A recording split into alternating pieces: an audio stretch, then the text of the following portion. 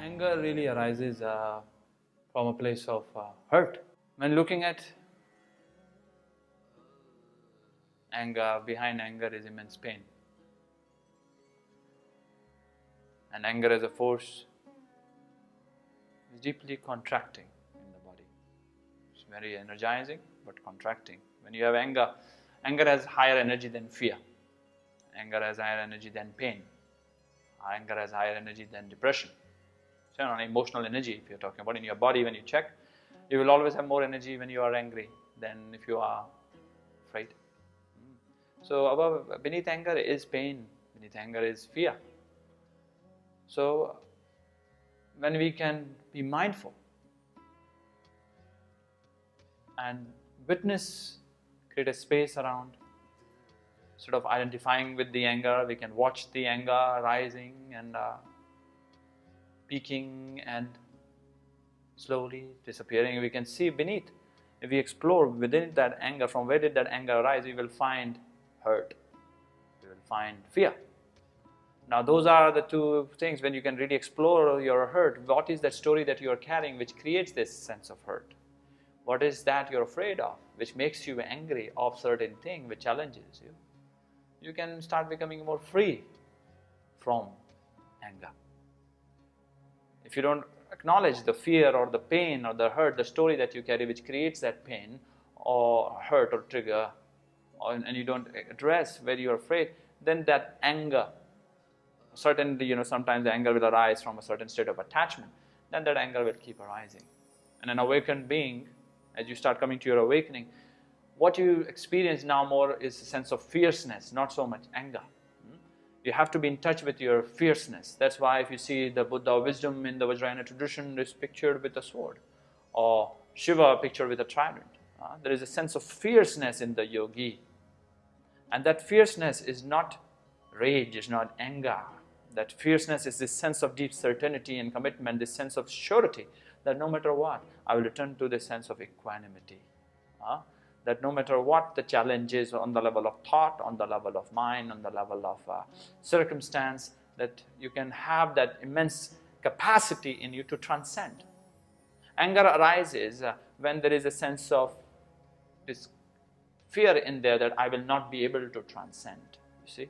But when there is a sense of fierceness inside, then that force is not destructive anymore. That force is not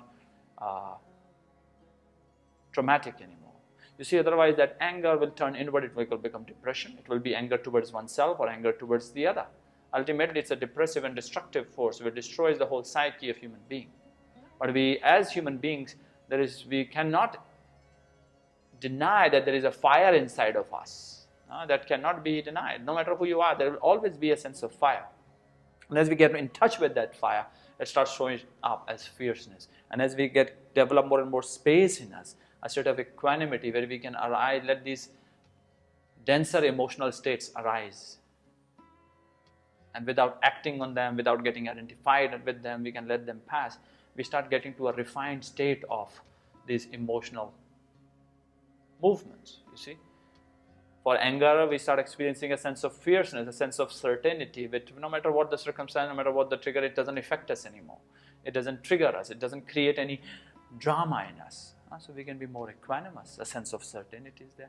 Instead of getting all playing the victim, we use that fierceness to transcend whatever it is. Instead of playing the victim of the situation, or he said or she said or whatever is triggering us in that moment, with that fierceness, if we are in touch, we won't be angry or blaming or reacting to anything.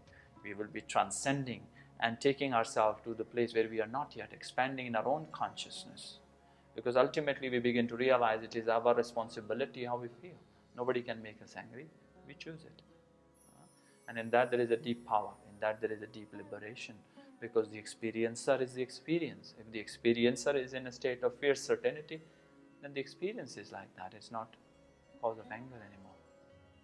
So as you are more and more in your silence and you develop a witness consciousness in you, then you can transcend anger. There is a natural spaciousness. Anger is a contractive force. Consciousness is naturally spacious. So as you are in silence, there is natural spaciousness. The anger can arise. You can witness it, and it disappears. And you can be aware of from where the anger arose. You start to bring your consciousness and see the unconscious place where the anger arose from.